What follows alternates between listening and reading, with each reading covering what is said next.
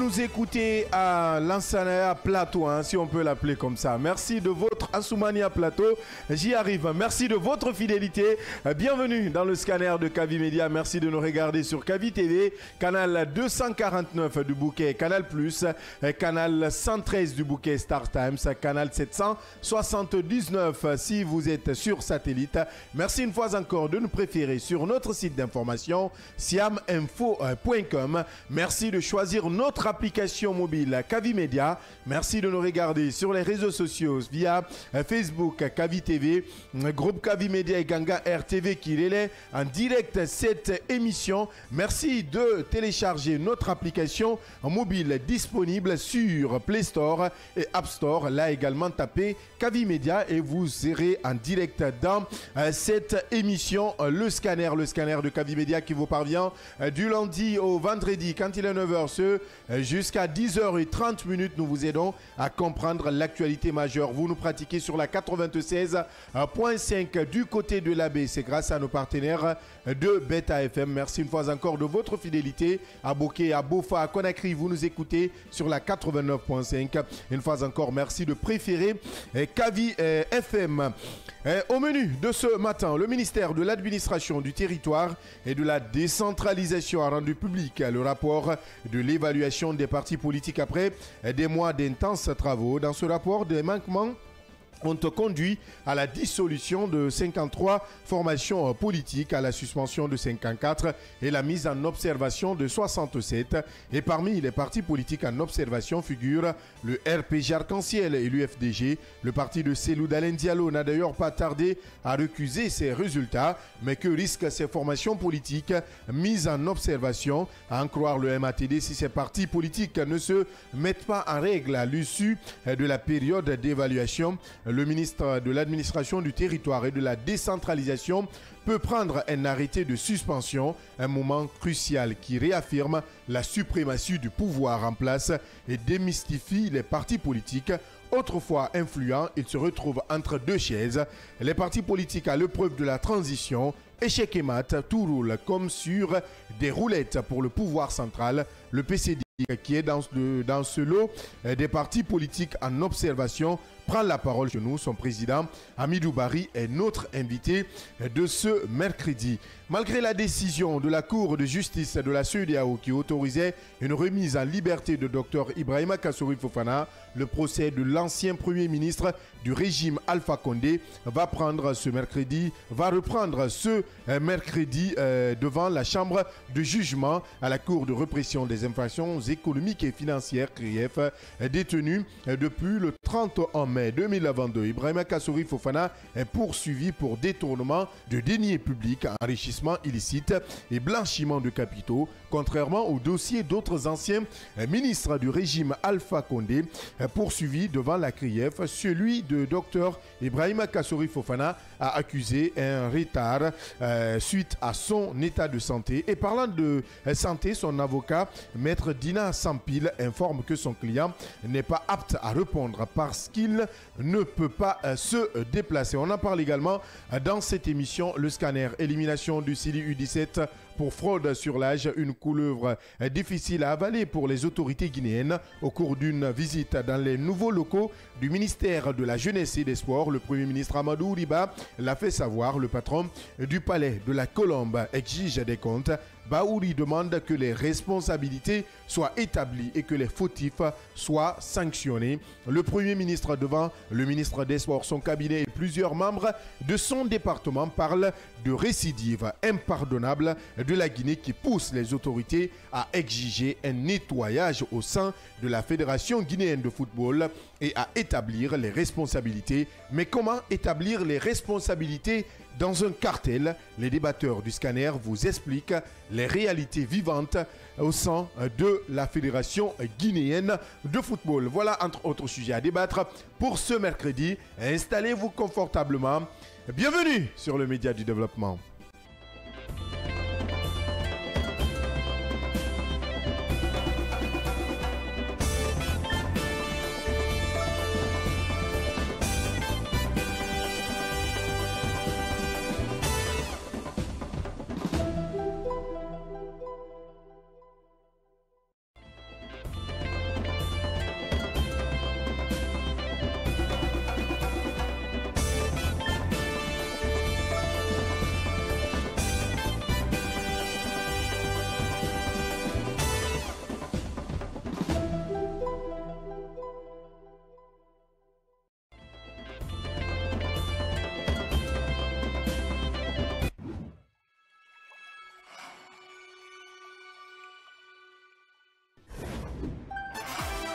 Aujourd'hui, quels sont vos premiers mots à l'endroit des autorités, à l'endroit de ces victimes, à l'endroit de toutes ces personnes qui se sont battues pour au moins ce premier pas, puisqu'il y a d'autres pans de cette affaire que nous allons débattre tout à l'heure? Oui, message de réconfort, une joie immense qui anime l'ensemble des victimes depuis l'annonce de cette décision du président, le général Mamadi Doumbouya. Tout ce qu'on a à lui dire, c'est merci. Parce qu'il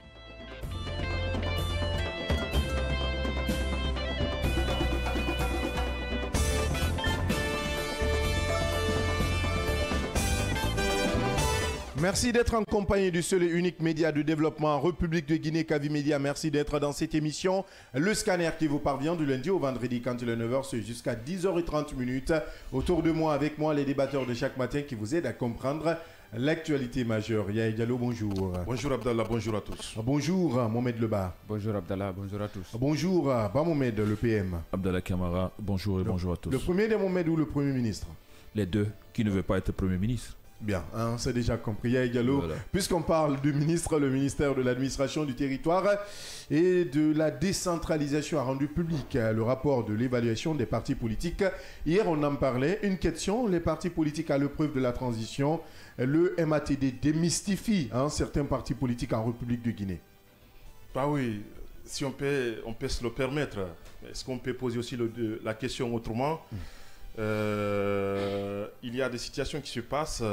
Nous sommes dans une transition et nous connaissons la circonstance du moment, c'est-à-dire à quelques 2 mois de la fin supposée de la transition, en tout cas au regard de l'accord dynamique qui a été conclu entre le CNRD et la CEDEAO.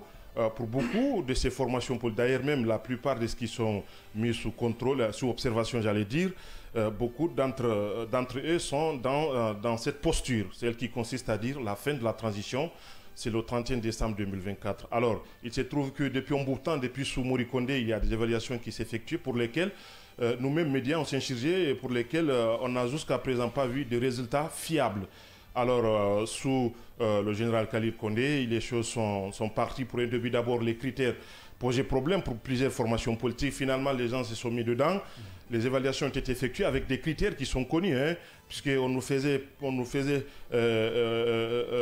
comprendre qu'il y avait la charte de partis politiques qui devrait prévaloir. Il y avait la loi sur le statut de chef de file qui existait aussi, mais aussi, je crois que la loi portant sur la création des partis politiques ici en République de Guinée. Donc les 3 lois-là devraient pouvoir prévaloir.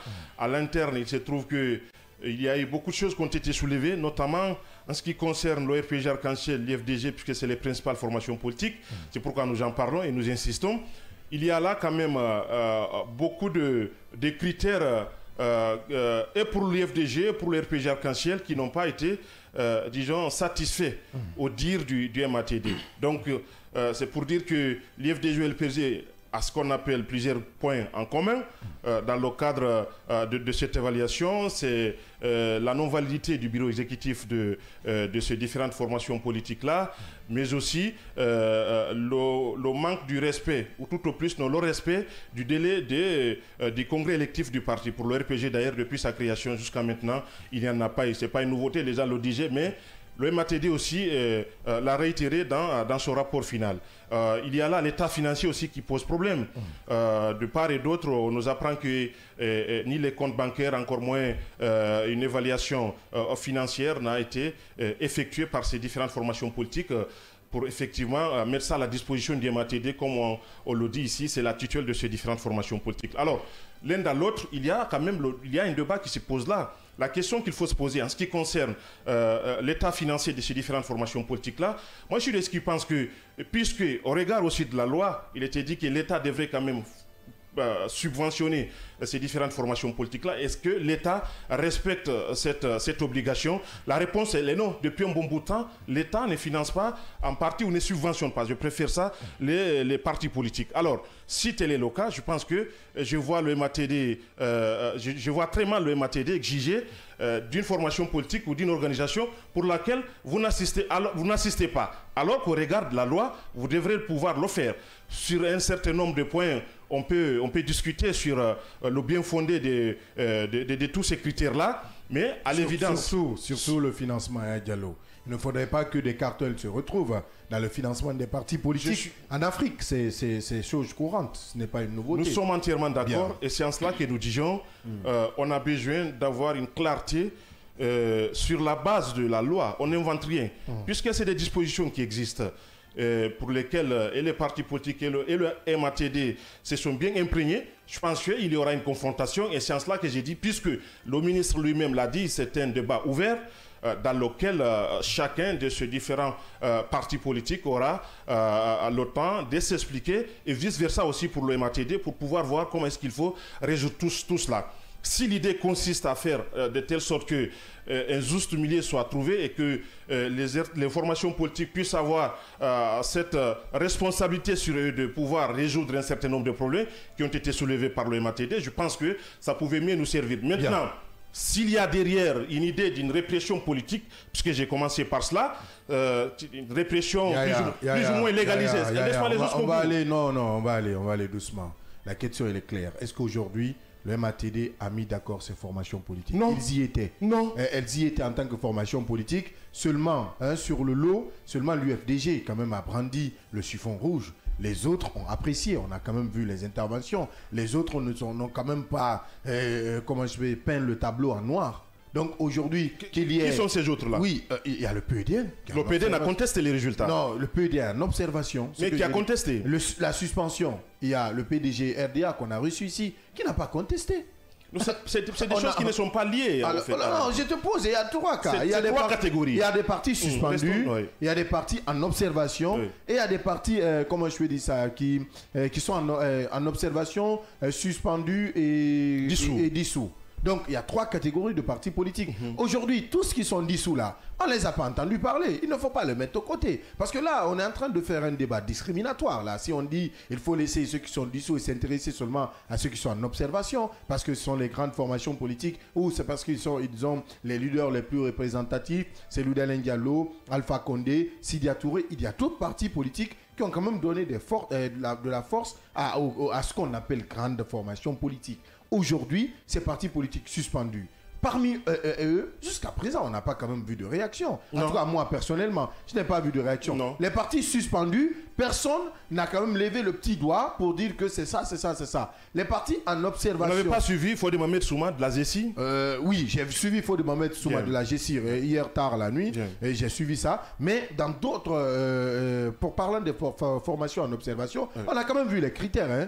Sur les critères évoqués par le MATD ou dans les critères évoqués par le MATD, on a vu des noms que nous avons lus. Et pour l'UFDG, et pour le RPG Arc-en-Ciel, et pour tel, et pour tel, et pour tel. Si les partis là, quoi qu'on puisse dire, si les partis là essayaient une fois encore de satisfaire et puis de revenir maintenant dire au MATD, attention, vous ne nous subventionnez pas, maintenant nous on satisfait aux critères, pourquoi vous ne nous subventionnez pas? Le débat allait être plus facile, Diallo. Au lieu de penser que c'est un règlement de compte ou c'est pas un règlement de compte, il faut être dans les normes. Je ne l'ai pas dit, je pose des hypothèses et permettez-moi, puisque nous analysons, nous décryptons, de poser des hypothèses. Mais les hypothèses, laisse les politiques poser ça, dire que est-ce que c'est pas un règlement de compte? Est-ce que c'est pas un règlement? Ils l'ont pas dit. Les partis politiques l'ont pas dit. J'ai fait une analyse. Oui. Je ne suis pas obligé de répéter ce qu'un opposant dit. Je suis un journaliste libre, indépendant et qui est conscient, disons, de ce que pèse sur tous mes mots. Je le dis encore une fois, c'est une question que j'ai posée. Est-ce au regard du contexte, nous sommes à 3 mois de la fin de la supposée de la transition. Nous connaissons les discours qui sont tenus. Alors, est-ce qu'on n'est pas en droit de se poser un certain nombre de questions pour effectivement voir qu'est-ce qu'il faut au-delà de tout cela? Parce que nous savons bien, au cas où, et nous avons vu ce qui s'est tramé et ce qui s'est dit. Alors, on verra dans les jours à venir qu'est-ce qui va se passer parce que de toute évidence aujourd'hui, si ces différentes formations politiques n'arrivent pas à satisfaire ces points, les 7 points pour l'IFDG, les 13 points pour le RPG, etc., qu'est-ce qui va devenir? Le MATD a été clair, c'est la suspension. Après tout cela, pourquoi nous parlons de l'IFDG, du RPG Arc-en-Ciel? C'est parce que c'est les principales formations politiques Alors, à ce stade-là, attendons de voir ce qui va se passer. Bien, hein, ce qui est déjà compris, oui. Mohamed, avant d'aller avec notre invité du PCDIC, hein, qui se trouve parmi le lot des partis en observation, aujourd'hui, est-ce que vous estimez que d'une part, les formations politiques elles-mêmes ont contribué à ce que le MATD puisse avoir plus de force sur elles? Est-ce qu'on peut parler de plus de force? Ça se voit au niveau des résultats publiés par cette institution, ce département ministériel en charge de veiller sur le fonctionnement des formations politiques en Guinée. Ces résultats, nous savons maintenant il y a combien de partis suspendus, combien de partis dissous, combien de partis en observation, combien de partis, une trentaine également, environ 37 partis politiques dont l'évaluation n'a pas eu lieu parce que ces partis n'ont pas pu faire, en tout cas avoir le temps nécessaire afin de recevoir ces responsables au niveau de l'administration du territoire et de la décentralisation. En parlant de ces formations politiques, tout ce qui a été dit, parlant de suspendus, les partis en observation ou les partis encore qui...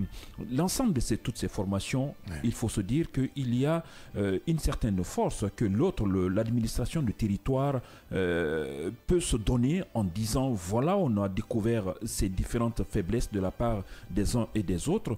Sauf qu'après, vous vous rendrez compte quand vous écoutez certains leaders politiques, certains acteurs politiques, comme le cas de Marc Yombono, qui s'est prononcé par rapport à cette situation en disant quelque part que ça ne nous fait ni chaud ni froid, parce que c'est un travail unilatéral. Le moment venu, on est en train d'analyser le document et on reviendra là-dessus pour pouvoir apporter beaucoup plus de précision parce que ils nous ont contactés, on a donné les documents qu'il faut et on se demande qu'est-ce qu'on a fait, qu'est-ce qui ne va pas. S'il y a des documents manquants, cela ne veut pas dire qu'on n'a pas respecté les textes de loi, cela ne veut pas dire qu'on est en violation totale des textes de loi. Ça, c'est Marc Yombono qui parle. Donc, tout ça, ça veut dire qu'il y a quelque chose un travail qui a été fait, mais il y a des moyens, il y a des parties, il y a des manquements qui doivent être encore accomplis de la part de ces formations politiques, dont forcément il faut apporter des précisions, il faut avoir des compléments. Ça, c'est du côté des formations politiques. De la part des autorités du pays, quand on parle de la gestion des partis politiques, ou que ce soit n'importe quelle entité, même si ce n'est pas du monde politique, il y a la part de responsabilité des autorités du pays aussi qu'il faut voir sur la table. On parle aujourd'hui de ces formations politiques, que ce soit des formations politiques des poids lourds, de poids plumes, des petites formations politiques ou des grandes formations politiques. Chacun a sa part de responsabilité en matière de gestion, en matière de fonctionnement, allant de la gestion, de l'éducation, de la formation, de renforcement des capacités de ces militants, jusqu'au niveau de l'État qui a aussi un engagement vis-à-vis de ces formations politiques qui n'est autre que la subvention prévue de la part de ces autorités. Ce qu'on redoute en partie de la part de ces formations politiques, que ce soit du côté des autorités, et que ce soit des citoyens observateurs ou les observateurs de la vie politique, c'est d'éviter que on n'arrive pas à tracer la subvention ou le fonctionnement, le côté financier de ces formations politiques. Oui. Pour cela, on a peur que les partis ne soient pris en otage par des partenaires, des bailleurs de fonds qu'on ne voit pas, mais qui pourraient être très durs envers ces formations politiques. Si c'est là le cas, nous sommes tous d'accord qu'on veut veiller sur cela pour ne pas que notre pays tombe dans les mains d'une personne, d'un groupe de personnes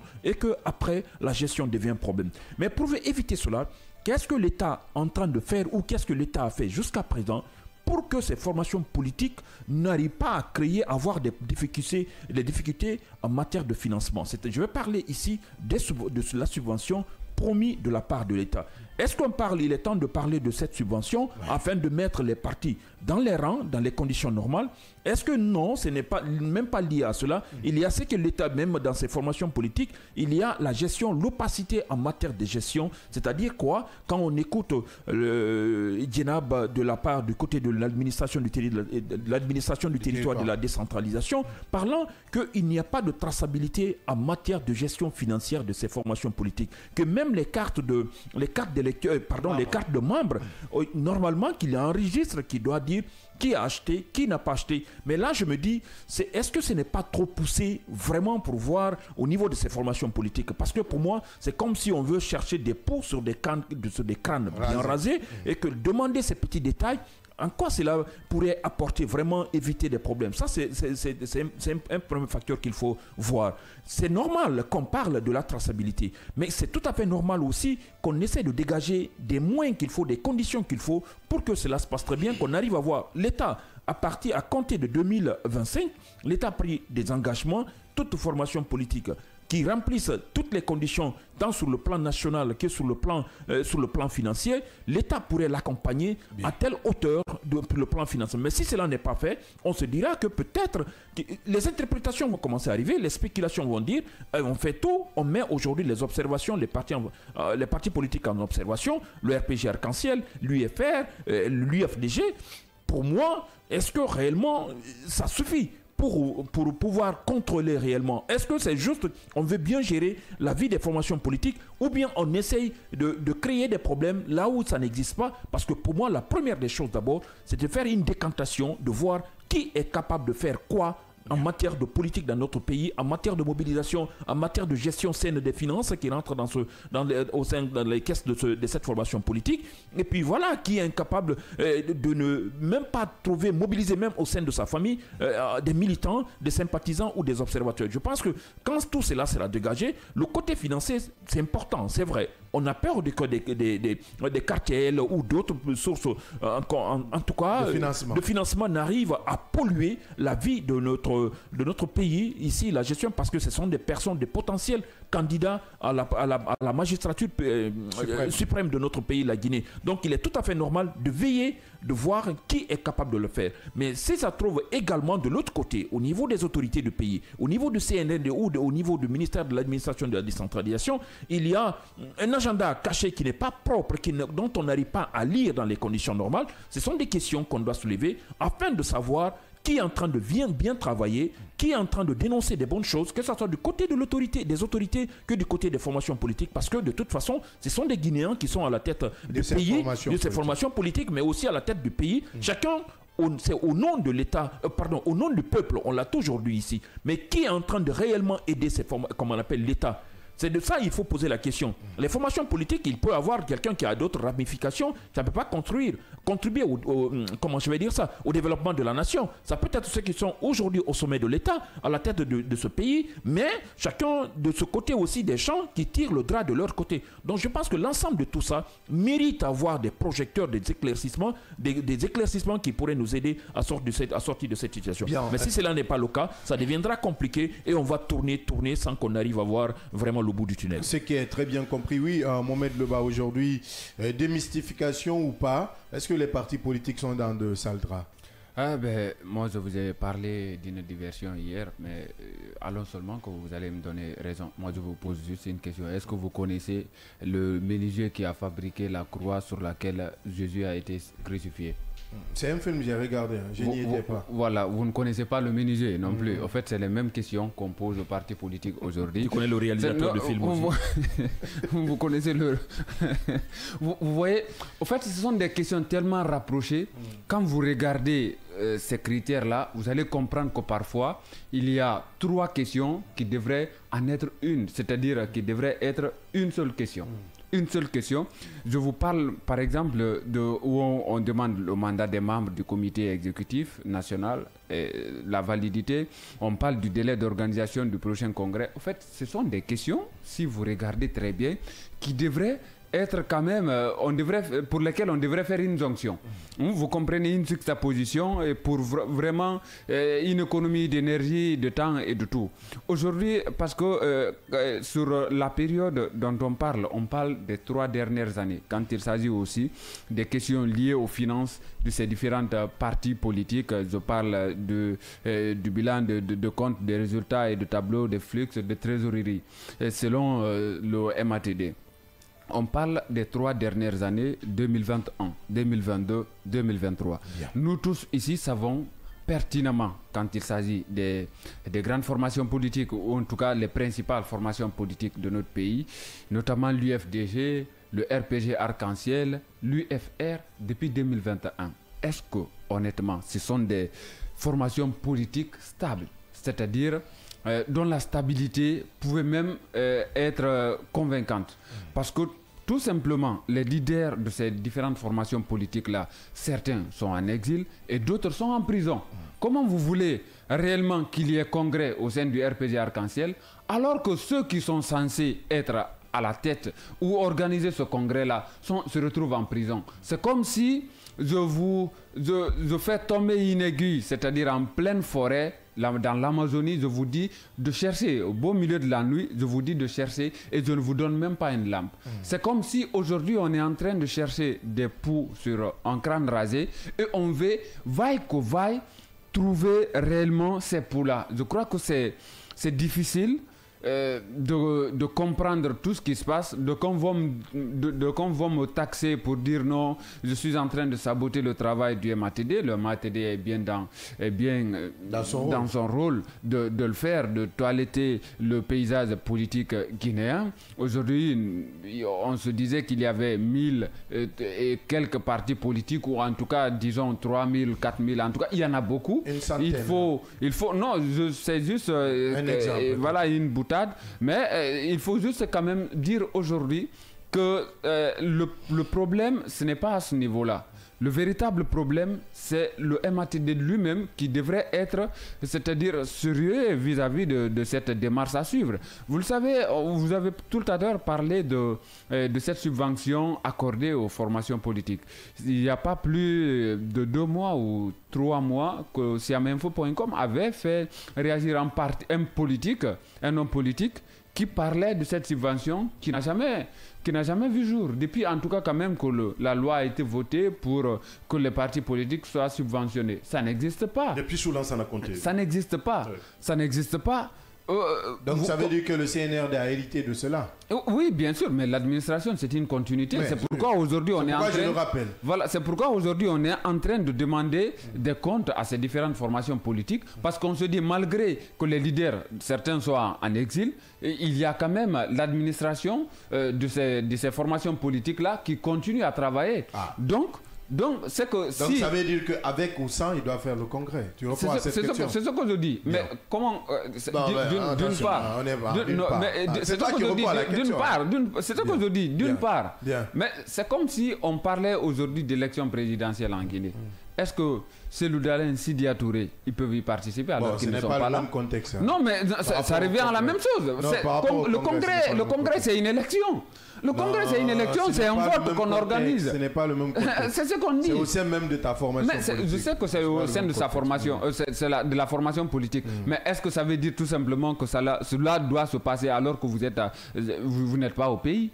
C'est difficile aujourd'hui de répondre avec objectivité ou objectif ces différentes questions-là. C'est pourquoi je me dis que d'une part, le MATD est en train de nous jouer en tour, parce que moi, tout simplement, je crois à une diversion. Bien. Parce que tout simplement, on n'a pas autre chose à faire, c'est-à-dire la fin de la transition, en tout cas la fin supposée de la transition arrive dans 2 mois. Il faut occuper les gens sur certains d'autres sujets pour ne pas qu'on en parle. Peut-être qu'on veut continuer à être à la tête du pays parce que tout simplement on se dit qu'on n'est pas encore apte à organiser des élections, on n'a pas encore fini de dérouler tout ce qui concerne le chronogramme de la transition par-ci, par-là, mais je me dis tout simplement que toutes ces questions soulevées ne pourraient trouver solution qu'autour de la table. Bien. Il faut appeler aujourd'hui les uns et les autres, c'est-à-dire autour de la table, pour discuter de tout cela. Bien. Je crois qu'ensemble, ceux qui sont aujourd'hui réticents vis-à-vis ou ceux qui dénoncent la manière de gouverner du CNRD, du gouvernement et de tout ce qui s'ensuit, peuvent être rapprochés et voilà, je crois on pourrait trouver une solution par rapport à cela. Bien, on va alors essayer de joindre notre invité de ce matin, le président du parti PCDIC, Hamidou Barry, qui va prendre la parole. Hamidou Barry qui est dans le lot des partis en observation. Monsieur Barry, bonjour, bienvenue dans le scanner. Bonjour mon cher Abdallah et bonjour à l'ensemble de vos chroniqueurs et auditeurs, voire même téléspectateurs de cette grande maison de médias. Merci d'accepter notre invitation et de vous prêter à nos différentes questions. Première question, le PCDIC, on veut se rassurer puisqu'on a la liste. Est-ce que vous aviez été informé que votre parti se retrouve sur la liste des partis en observation? Est-ce que vous avez eu l'information? Ok, encore une fois, merci beaucoup, mon cher Abdallah. Et le PCD que fait partie des partis aujourd'hui qui sont dans le lot des partis à observation.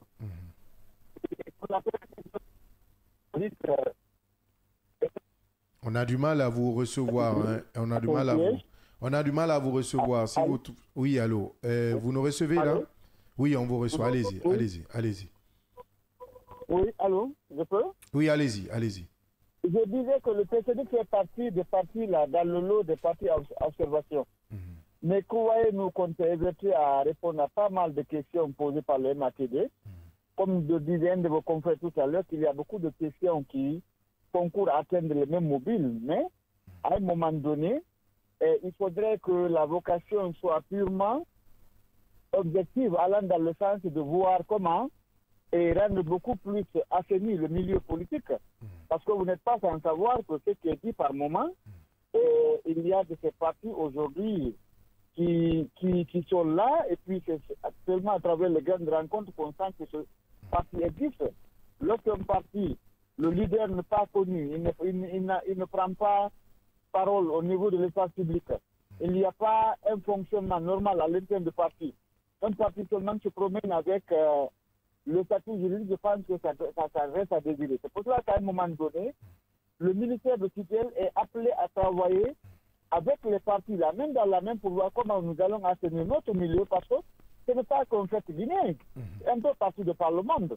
Nous, au PCD, que nous apprécions vraiment la démarche, seulement ce que nous déplorons, il y a trop de dans cette affaire. Il y a quoi? On n'a pas compris. Il y a trop de... Il y a trop de laisser aller, parce que je ne peux pas comprendre qu'à l'issue de cette concertation, il y a près de 53 partis politiques qui s'ouvrent. À un moment donné, au lieu de dissoudre, il va falloir que l'État fasse le maximum de preuves matérielles possibles pour aller vers les intéressés afin de savoir qu'est-ce qui a marché et qu'est-ce qui n'a pas marché. Bien, Monsieur Barry, oui. Parlons maintenant du PCDIC. Que reproche-t-on au PCDIC de votre parti? Que reproche-t-on au PCDIC? On m'apprend de sources sûres que vos sources de financement n'ont pas été dévoilées. Absolument. En fait, vous savez, Abdallah, ce contrôle est une toute première fois dans notre pays, il faut l'admettre. Au PCD qui nous ont demandé de faire l'état financier, on a fait l'état financier pour une année. Mais on nous demande pour 3 ans. C'est pas si vous faites comprendre. On demande 2021, 2022, 2023. Absolument. On nous demande la registre de la vente de cartes de membres qui a été projetée pour nous pour cette période de début d'année 2025. Vous comprenez? Il y a tout à fait un parallèle entre le niveau d'évolution des partis et ceux qui font ce travail. À un moment donné, il va falloir que le ministère de tutelle accepte de comprendre les préoccupations des uns et des autres. Ce n'est pas parce qu'un parti a fait 10 ans ou 20 ans, il va falloir regarder, observer la position individuelle d'un parti par rapport à son fonctionnement et que l'État puisse l'accompagner dans cette perspective. C'est ça un peu, moi, ma logique. Aujourd'hui, il y a 53 partis du tout. Donc ça pose du problème. On ne peut pas rêver d'un État démocratique en ne voulant pas voir les entités politiques, mon cher Abdallah. Il y a 52 ou 54 partis sous observation. Je pense qu'à un moment donné, il faudrait que pour toute cette première expérience, que le ministère s'implique davantage à aider les entités politiques à répondre à toutes les questions éventuelles pour la toute première fois. Et après, ça deviendrait coutume dans notre pays. Mais croyez-moi que tout début est difficile et ce n'est pas facile. Parce que lorsqu'on vous demande de faire un compte rendu sur les finances, il y a 2 ans, 3 ans qui ne sont plus à l'ordre du jour, figurez-vous en 2021, en 2020-2021, c'était le magistère de M. Alpha Condé avec son 3e mandat.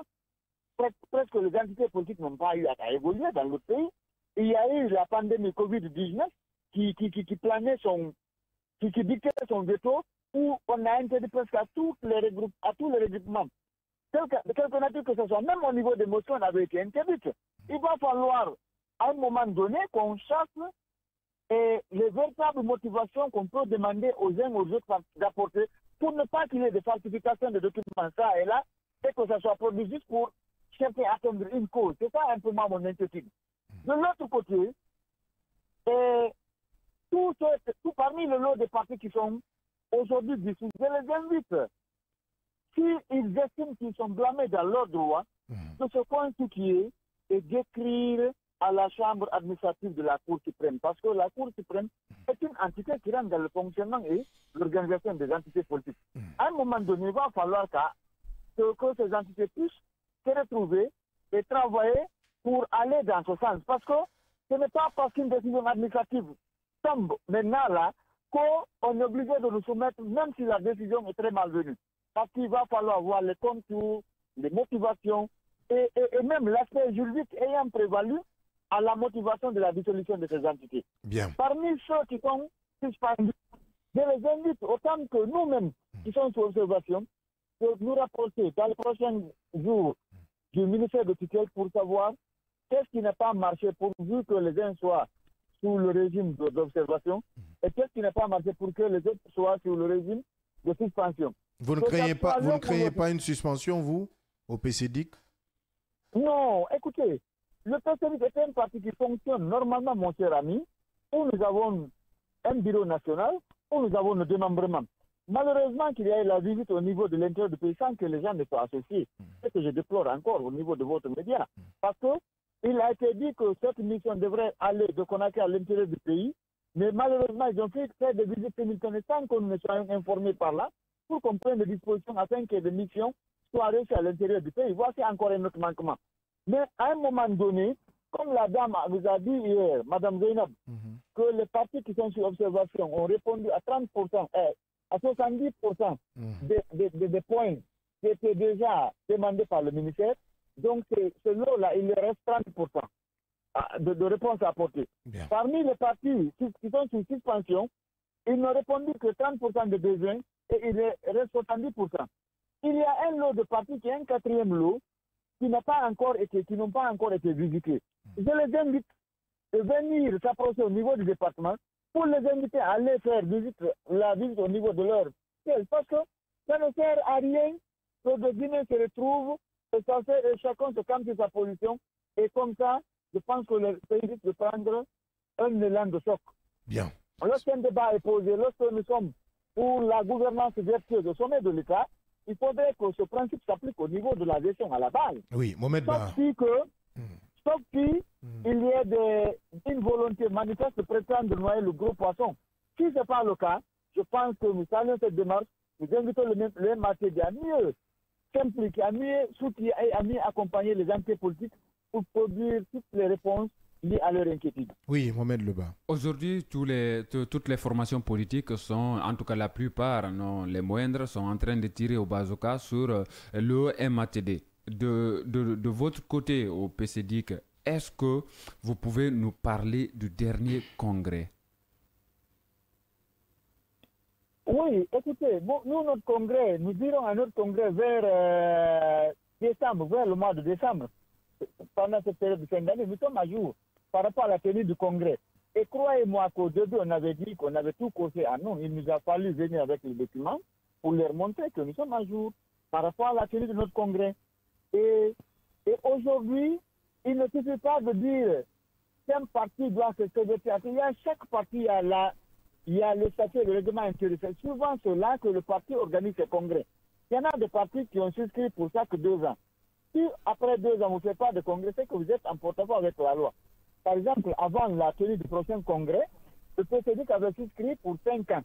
À chaque 5 ans, nous devons aller vers la tenue du congrès pour renouveler les instances. Mais à côté de ce congrès, il y a le Conseil national qui peut faire office de congrès, de mini-congrès, pour pallier et corriger certaines défaillances de fonctionnement au niveau du bureau exécutif pour le bon fonctionnement de l'entité politique. Parce que ce n'est pas que le congrès qu'on peut inviter à chaque moment pour se retrouver discuter, mais à un moment donné, il y a le conseil qui réunit l'ensemble des fédérations pour se pencher sur les questions les plus essentielles d'orientation de différentes questions politiques. Bien, ce qui est compris. À quand remonte le dernier congrès chez vous? À quand remonte le dernier congrès? Le dernier congrès chez nous remonte à novembre 2019. Pour un mandat de combien de durée? C'est-à-dire la durée du mandat? 5 ans. De 5 de ans. 5 ans. Donc, normalement, Oui. à voir, vous, il vous reste un peu de temps. Parce que... D'ici mois, c'est la- Des- c'est la- des- c'est l'année. 2 mois. Il vous reste un peu de temps. Il vous Oui. reste 2 mois. Oui, autre question. Oui, maître. la question, il y a tout à l'heure, vous avez dit quelque chose. Je pense que au niveau du MATD, les agents, ils ont soulevé ce point. C'est-à-dire, vous avez parlé du congrès, mais aussi il y a le conseil ou mini-congrès vous organisez. Donc, cela veut dire parfois, cela arrive dans des formations politiques, mais l'administration, le MATD n'est pas au courant d'un changement au sein des formations politiques. Oui. Oui, vous savez, c'est un fait nouveau. Est-ce que vous, régulièrement, quand vous faites un changement, pour être beaucoup plus pointu là-dessus, si vous faites un conseil, un changement au sein, est-ce que vous informez directement l'administration du territoire de ce qui se passe à travers d'un rapport? En principe, c'est ce qui se doit. Mais Est-ce que vous le faites, la vous? majorité des partis le font. Non, nous, on le fait. À la tenue de notre congrès passé, on avait adressé une lettre au MATD pour dire que voici le nouveau organigramme du PCDIC, voici la nouvelle équipe dirigeante. Hier, c'était l'équipe d'aujourd'hui, voici la nouvelle équipe. On avait pu faire cela en adressant la copie des statuts, du règlement intérieur, du projet de société validé par ce. À chaque congrès, il faut se pencher sur les questions de fonctionnement, pas sur le statut, le règlement intérieur, sur la périodicité de congrès. Est-ce que vous maintenez pour 5 ans? Pour vous partez sur la logique de 6 ans, ça dépend. Mais tout D'accord. ce que vous aurez validé au niveau du congrès, c'est l'instance suprême de décision. Après le conseil et l'assemblée générale, je pense que c'est le congrès qui est l'instance la mieux habilitée à prendre les instances, les orientations et des décisions, tant sur le changement de statut de règlement intérieur, mais aussi sur l'élection du bureau qui prend et la charge de diriger pendant une périodicité donnée.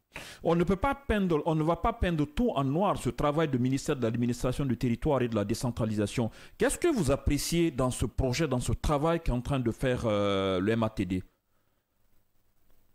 Très honnêtement, il faut l'admettre qu'il y a aujourd'hui un souci de fonctionnement entre les partis politiques et même le secrétariat général et le MATD. Il y a de ces partis qui retrouvent le même agrément pour 2 ou 3 personnes détentrices de copies. Il y a problème. Hier, la dame nous a dit que la personne au niveau du secrétariat général qui produisait les documents doublons au niveau du secrétariat général a été arrêtée, mais que la personne a pu le faire. Et je pense que voici là où le mal blesse. Lorsque l'État arrive à mettre la main sur quelqu'un comme ça, qui arrive à falsifier les documents administratifs pour donner à tierce personne, à un moment donné, il va falloir communiquer là-dessus pour que la lanterne de Guinée soit citée par rapport à ce dysfonctionnement. Mais malheureusement, on nous apprend que la personne a pris la tangente. À qui il faut s'en prendre? De l'autre côté, ce que nous saluons, c'est que cette façon de fonctionner désormais permettrait à nous tous de savoir qu'il y a désormais un ministère de tutelle qui répond aux normes non seulement de fonctionnement, mais de contrôle pour le fonctionnement des entités politiques. Parce qu'à un moment donné, après tout, nous, les politiques aussi, on aura un droit de regard sur quelques fonctionnements au niveau du ministère. Bien sûr. C'est quelque chose de vice et de versa. Nous travaillons la main dans la main. Nous sommes obligés de travailler ensemble, de nous porter confiance, pourvu que le dénominateur commun qui est notre pays, pourvu que le débat politique puisse être véritablement équilibré, pourvu que l'idée de parti islamique, de régionalisme ou de communautarisme puisse quitter l'espace politique, pourvu que le souci de fonctionnement quitte des zones d'ombre qui prennent à l'origine par rapport à la subvention par les narcotrafiquants, par le djihadisme et tant d'autres, pourvu qu'on puisse éclairer de manière objective le fonctionnement et l'organisation, voire même les subventions de les différentes structures politiques devant l'État, pourvu qu'on cherche quel parti, voici tel est son mode de fonctionnement, et ainsi de suite. Bien. Monsieur le Président. Oui, dernière question, on va évoluer. Monsieur le Président, on vous a écouté, vous semblez être très satisfait de ce résultat, mais est-ce qu'au même moment, on peut vous poser la question, celle qui consiste à savoir, est-ce que vous admettez, et vous admettrez ad vitam aeternam, que l'OMATD n'a pas violé nos textes de loi en mettant en place ces critères-là? Est-ce que nos textes, enfin, les critères-là ont été tirés dans nos textes juridiques? Les critères d'évaluation. Oui, ils ont sorti le régime juridique basé sur la loi de 91. Bien. Malgré qu'il y ait de l'évolution de cette loi en tant que juge, mais lorsque nous sommes dans une rupture institutionnelle et que les nouvelles autorités décident d'aller vers une réponse pour mieux atteindre le milieu, parce que vous n'êtes pas sans savoir qu'il y a eu un toilettage au niveau du fichier de la fonction publique, où il y a plus de milliers, 10 000 milliers de personnes qui étaient fictifs aujourd'hui, donc ce millier a fini. Donc si nous sommes dans une transition qui est une période exceptionnelle, il va falloir que nous acceptions à un moment donné de nous remettre en cause et laisser nos humeurs de côté pour se pencher sur les questions de rectification, allant dans le sens de mieux poser notre refondation pour nous construire vers un avenir radieux. Parce que c'est à travers cela que le milieu politique pourrait désormais, on pourra savoir qui est qui. Aujourd'hui, vous-même, dans le studio, vous qualifiez à chaque fois, à chaque évaluation, c'est le RPG, c'est l'IFDG, c'est l'IFR qui sont concurremment et de manière récurrente répétée par vous dans les studios. C'est parce que ces partis ont fait leur chemin pour se retrouver là. Et croyez-nous que nous, le PCDIC et tant d'autres aujourd'hui, nous sommes au bout d'un chemin pour voir comment arriver à leur niveau, voir comment les dépasser, pour diriger, pour présider la magistrature suprême de notre pays. C'est ça pourquoi nous sommes en politique, et c'est ça pourquoi nous nous battons au quotidien, pour respecter non seulement les normes sociétales, mais aussi en invitant l'ensemble des acteurs du même, y compris ceux qui dirigent aujourd'hui, on respecte les normes sociétales. Parce qu'on ne peut pas vouloir que son prochain respecte la loi au même moment que nous la violons.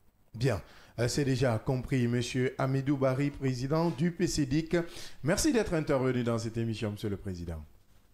C'est à moi de vous remercier. Passez une excellente journée, monsieur. Merci, excellente journée à vous, Hamidou Barry, président du PCDIC, qui répondait aux questions des débatteurs du scanner. On parle de cet autre sujet, malgré la décision de la Cour de justice de la CEDEAO qui autorisait une remise en liberté de Dr Ibrahima Kassory Fofana. Le procès de l'ancien Premier ministre du régime Alpha Condé va reprendre ce mercredi devant la Chambre de jugement à la Cour de répression des infractions économiques et financières. Détenu depuis le 31 mai 2022, Ibrahima Kassory Fofana est poursuivi pour détournement de deniers publics, enrichissement illicite et blanchiment de capitaux, contrairement au dossier d'autres anciens ministres du régime Alpha Condé poursuivis devant la CRIEF. Celui de Dr Kassory Fofana a accusé un retard suite à son état de santé. Parlant d'état de santé, son avocat Maître Dina Sampil informe que son client n'est pas apte à répondre parce qu'il ne peut pas se déplacer. Mohamed Leba. C'est le cas Dr Ibrahima Kassory Fofana. Ce n'est pas une première que cette question revient encore dans la sphère juridique et judiciaire. Il faut quand même le préciser. Et par rapport à l'état de santé de Dr Ibrahima Kassory Fofana, vous le savez très bien, et durant ces derniers temps-là, ses avocats, ses conseils ont tous dit haut et fort qu'il n'est pas apte quand même à se prêter aux questions de la Cour pour répondre quand même des faits à lui reprocher. Qu'est-ce qu'il faut dire aujourd'hui par rapport à cela? C'est difficile encore de se prononcer dessus parce que tout simplement, on ne sait pas. Ouais. On ne sait pas dans quelles conditions aujourd'hui se trouve Dr Kassory Fofana. Ça a été le cas de beaucoup d'autres leaders anciens dignitaires du régime Alpha Condé qui sont aujourd'hui en conflit avec la loi et détenus à la maison centrale de Conakry, disons ceux qui sont sous mandat de dépôt en attendant l'évolution de leur dossier. Vu le chef d'accusation, vous allez comprendre que c'est presque la même chose qu'on reproche à d'autres, à Diané et autres, blanchiment d'argent, ainsi de suite, financement. En fait, ce sont des chefs d'accusation, je ne dis pas synchronisés, mais quand même aujourd'hui il faut écouter chacun pour tirer réellement une conclusion, pour savoir qui a fait quoi à travers une décision bien entendu du juge dans ce sens-là, après que le débat se soit quand même tenu au prétoire. Mais par rapport à cette condition aujourd'hui du Dr Kassory Fofana, est-ce qu'il faut craindre? pour ne plus que la suite du dossier. La suite du dossier. Ouais. Est-ce que cela va aujourd'hui amener le parquet à demander à ce que Dr Kassouri soit évacué pour être traité et afin de revenir répondre à ces différentes questions de la Cour? Je crois que ce sont des interrogations aujourd'hui qu'il faut se faire. Bien. Pourquoi? Parce que tout simplement, si il est dans cet état-là, il est aussi, par exemple, disons, du rôle du parquet de partir voir, toucher du doigt la réalité, parce qu'on se rappelle encore où le parquet s'était transporté une fois à la maison. Non, même à l'hôpital avec le ministre Alphonse Charlois. Oui, évidemment. Non, pas que ça. Le jugement qui à la maison centrale. Donc l'interrogatoire qu'il y a eu, disons, à la maison centrale, tout cela peut arriver, mais c'est quand le parquet lui-même arrive à partir, s'imprégner des réalités sur le terrain, savoir réellement qu'est-ce qu'il faut faire, quelle est la réalité qui est en face, est-ce qu'il faut aujourd'hui procéder à une évacuation, est-ce qu'il faut, disons, Manu Militari trimballer l'ancien PM à la barre pour qu'il réponde, même si on ne va pas le forcer à répondre à ces différentes questions, mais est-ce qu'il faut être présent, c'est-à-dire de force? Je crois que ce sont des questions aujourd'hui que seul le parquet, s'il arrive à se bouger, parce que d'une part, il ne faut pas aussi oublier qu'il faut, la justice devrait quand même humaniser la procédure, parce que tout simplement si Dr Kassouri s'avère aujourd'hui qu'il n'est pas apte, c'est-à-dire à être jugé, parce que c'est une personne qui se sent, qui est en bonne santé, qui peut vraiment être jugée, une personne qui a toutes ses capacités, ses facultés, toutes ses facultés, qui peut être jugée, parce que si vous ne pouvez pas, vous n'êtes pas apte à répondre à certaines questions, ça va encore remettre en cause la procédure, parce que tout simplement, quand vous allez vous retrouver, on peut tout simplement dire que j'ai répondu à ces questions-là alors que je n'étais pas apte. Pour éviter tout cela, le parquet devrait s'imprégner davantage de ce dossier pour ne pas qu'on le politise aussi, parce que vous le savez, vous avez rappelé tout à l'heure l'arrêt rendu par la Cour de justice de la CEDEAO qui était en faveur quand même de Dr Kassouri Fofana. Vous avez vu que les avocats de Dr Kassouri Fofana avaient toujours dit que le parquet avait un pied sur ça, parce qu'à chaque fois qu'on parlait, qu'on prononçait une mise en liberté en faveur, provisoire en faveur de Dr Kassouri Fofana, il y avait cet appel que le parquet relevait de cette question de mise en liberté. Et finalement, le client de ces conseils-là est maintenu encore en prison. Cela fera encore combien d'années que Dr Kassouri n'est pas jugé? On est à 2 ans et quelques mois déjà. 2 ans et quelques mois, disons presque 6 mois. 2 ans, 6 mois. Et parce que c'était, je crois, c'était entre avril-mai. 31 mai, et que Dr Kassouri est quand même en prison. Je crois que ça ne va pas lui-même le plaire qu'il reste en prison sans être jugé, situé sur son sort. Aujourd'hui, le parquet a toute la capacité de répondre à ces différentes questions, et je crois que le mieux de répondre à ces questions, c'est d'être auprès de Dr Kassouri Fofana, de savoir de quoi il souffre. Si on n'arrive pas à trouver la solution en Guinée ici, qu'il soit tout simplement évacué afin de revenir répondre à ces différentes questions. Et en procédant aussi à cette évacuation-là, je crois qu'il faut renforcer l'aspect sécuritaire, parce que ça s'est passé pour d'autres aussi qui ne sont jamais revenus. Oui. Et peut-être que c'est ce qui met le parquet dans ce doute-là. Est-ce que si on permet à un certain Dr Kassouri Fofana de sortir, d'aller hors de la Guinée, il va revenir? Je crois que tout cela dépendra de la procédure qu'on va épouser dans ce sens-là, de quel aspect sécuritaire qu'on va accorder à cette question-là, et que si tout cela est pris en compte, je crois que le retour de Dr Kassouri ne va pas poser problème. Bien, ce qui est déjà compris, oui, Mohamed, déjà 2 ans, 6 mois que cette affaire tourne, il faut le dire, pas favorable pour le client, Dr Kassouri Fofana. On sait que l'avocat va toujours jouer son rôle, le rôle de défendre son client, mais va toucher un aspect très important. On a quand même vu d'autres personnes qui sont allées pour des raisons de santé qui ne sont plus venues. Est-ce que c'est là aussi constitué un autre facteur? Mais quoi qu'il en soit, puisque le parquet ne l'a pas d'abord dit, le parquet tient à ce que Kassouri se présente. On ne veut pas assister à ce qui s'est passé antérieurement, se déporter carrément, aller vers le prévenu pour, en tout cas, le poser ou faire l'interrogatoire, procéder à l'interrogatoire. Pour éviter tout cela, aujourd'hui, est-ce qu'il est nécessaire que et le parquet et la défense puissent fournir des éléments justificatifs pour, en tout cas, terminer avec cette affaire qui n'a que trop duré. Une affaire qui n'a que trop duré et que c'est devenu maintenant, c'est un caillou dans les bottes de l'État, dans son pied justice, ou une épine dans les pieds de l'État, le dossier Kassori Fofana. Il faut y ajouter le dossier de Oye Guilavogui également, qui est dans la même situation.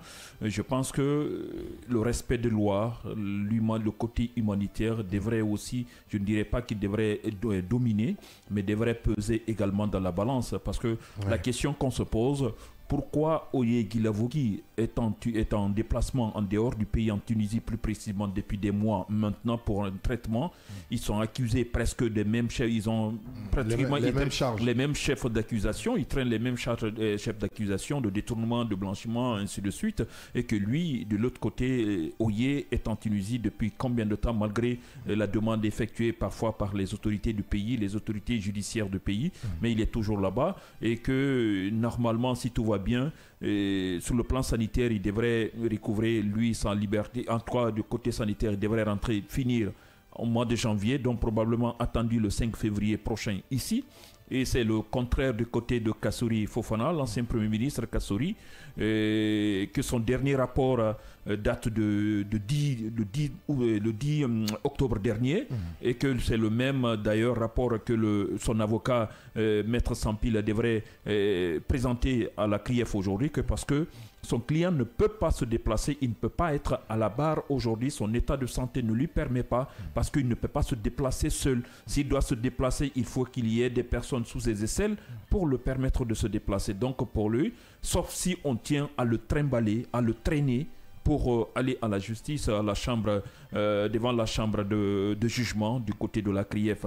Je pense que l'État est très outillé pour pouvoir faire face à toutes ces situations. Il y a la possibilité, si cela est nécessaire, son état de santé, qu'on ne peut pas le faire ici.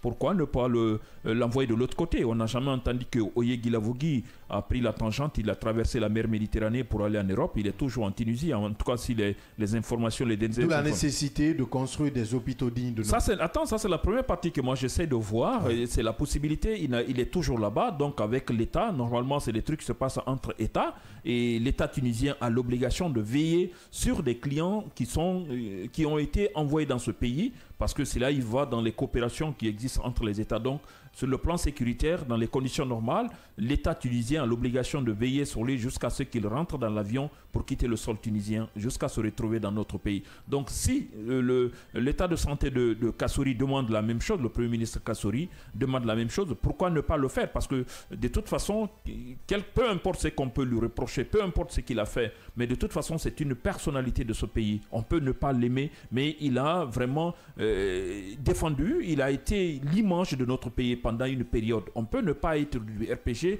on peut ne pas aimer lui, sa personne, mais c'est ce qu'il incarnait qui devrait être vraiment quelque chose à ne pas négliger.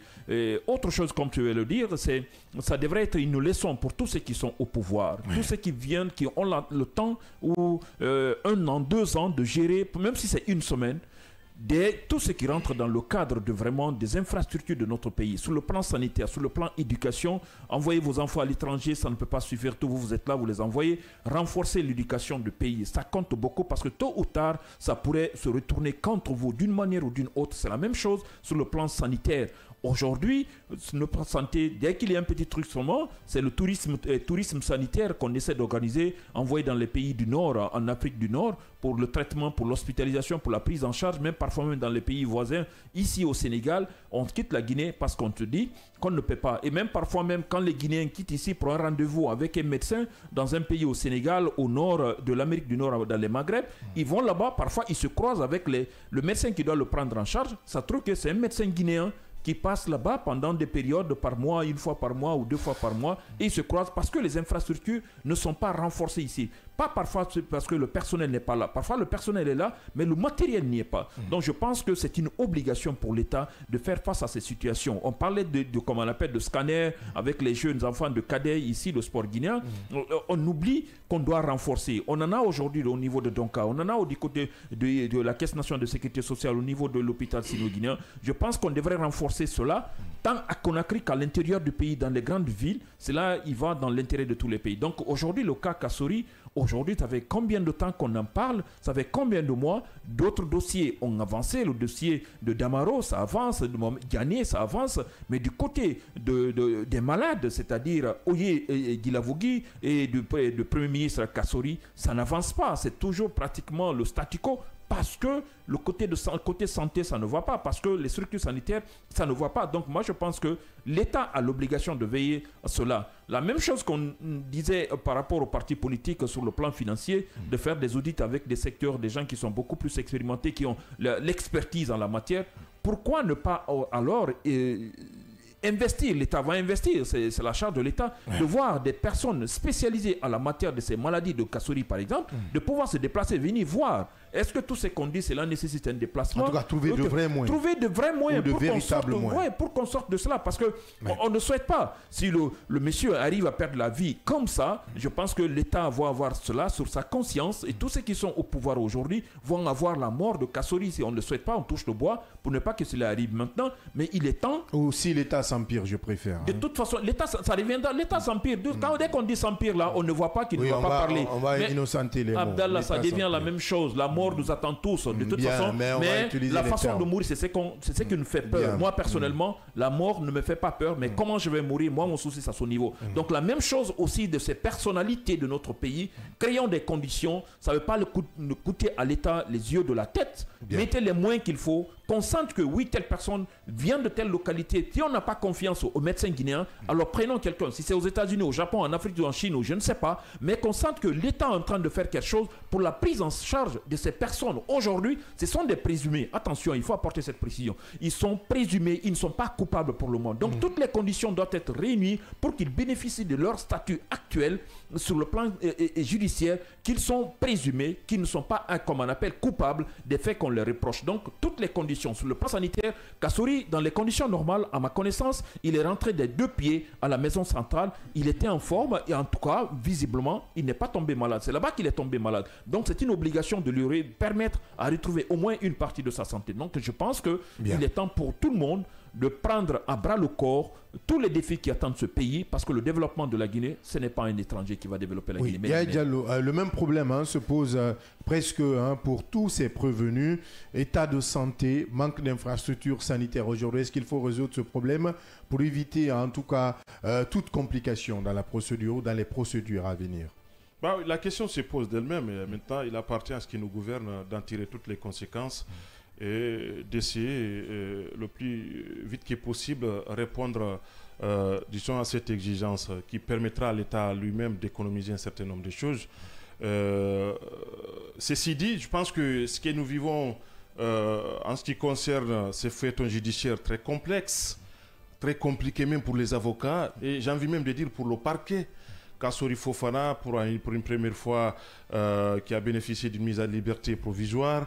Finalement, c'est le veto du procureur très spécial au niveau de la CRIEF qui a prévalu. Entre-temps aussi pour la deuxième fois, ce qui avait amené, disons, les avocats d'aller au niveau de la CEDEAO pour exporter le débat judiciaire à ce niveau-là. Et finalement, nous sommes revenus encore ici, on est en Guinée ici, parce que de toute évidence, c'est l'État guinéen d'abord qui a, disons, cette exclusivité sur le dossier. Les juridictions supranationales ne pourront que s'aligner à un certain niveau sur la décision de notre pays. Donc, ce qui veut dire qu'à un certain niveau, le problème devrait être résolu ici en République de Guinée. Ici. Alors, nous continuons encore. Mais moi, ce qui m'amène à dire que depuis un bon bout de temps, on parle de ça. entre Kassori Fofana, qui est un présumé accusé dans cette affaire, avec toute cette fourchette d'accusations que je viens de rappeler ici, détournement présumé des deniers publics, enrichissement illicite, disons, corruption et tout ce qui s'ensuit. Donc, blanchiment d'argent, de capitaux et tout ce qui s'ensuit. Donc, je pense que on a besoin de savoir entre le Kassori Fofana, ancien Premier ministre, et l'État guinéen qui tire les ficelles en ce qui concerne, disons, cette lenteur-là. Parce que de part et d'autre, on peut accuser du retard. En ce qui concerne l'état de santé de Kassori, j'ai envie de dire que cette maladie, quand même, elle a duré depuis plus d'une année. On parle de ça. Ouais. Qu'est-ce qui se passe finalement? Parce que je me rappelle, à un certain niveau, il y a eu une visite du département au niveau de la clinique où Kassori était alité à un moment donné, où on nous apprenait avec toute cette ironie que Kassori voulait tout entendre, disons, tout ce qu'il voulait entendre, enfin, c'était une évacuation sanitaire. C'est-à-dire que vous demandez si ça va, c'est selon les révélations du ministre, ainsi ça va, il vous dit que non, ça ne va pas. Mais dès que vous parlez d'évacuation, il retrouve sa voix et sa forme. C'est tout ce qu'il voulait à l'époque. C'était une ironie du ministre de la Justice d'alors, Alfred Wright. Finalement, dans tout cela, qu'est-ce qu'on veut? Parce qu'en réalité, je pense que si on accuse quelqu'un de quelque chose, il appartient naturellement à l'État, à travers la Cour spéciale qui est mise en place ici, d'apporter les preuves. Bien. Depuis plus de 10 ans, nous sommes à la quête de preuves. Qu'est-ce qu'on fait? Mais je pense qu'à la limite, il faut qu'on soit sérieux avec nous-mêmes, parce que de toute évidence, depuis un bon bout de temps, depuis plus de 2 ans, nous sommes dans ce ping-pong judiciaire. On n'arrive pas à savoir qu'est-ce qui se passe réellement.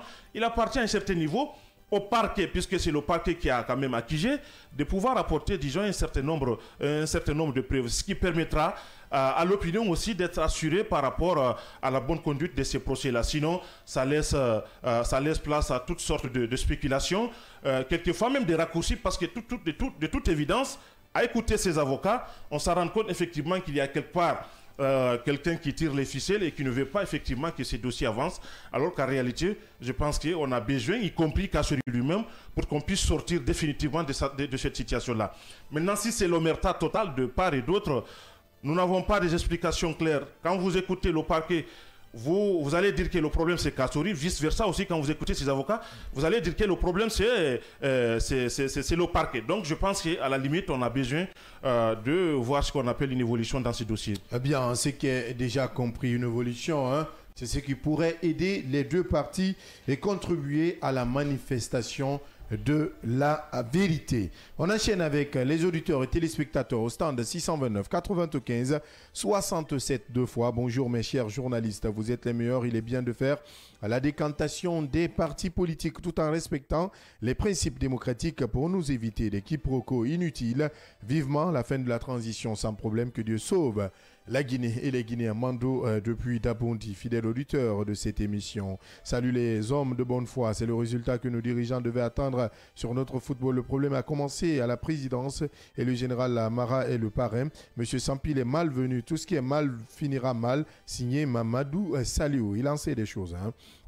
Bonjour les frères journalistes, mon avis c'est que la décision là est salutaire. Plus de 200 partis politiques, cela sert à quoi? Sauf la pagaille. Malheureusement la personne n'a pas signé. Bonjour les amis, c'est Abdoulaye de Simon Bossia. Pour une fois, je suis d'accord avec le CNRD. Tout parti politique qui ne répond pas aux normes, il faut simplement le supprimer. Et bonjour Kavi, bonjour Freya, ma ville natale. Depuis que j'ai commencé à vous écouter, je l'ai toujours fait à travers la radio et à partir de mon téléphone.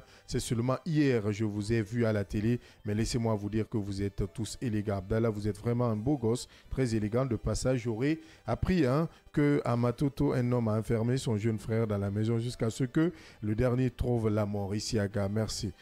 Merci pour l'alerte. Hein. Merci vraiment pour l'alerte. Donc, le DP de Siam Info a déjà l'alerte. Je pense qu'il va se mobiliser de ce côté.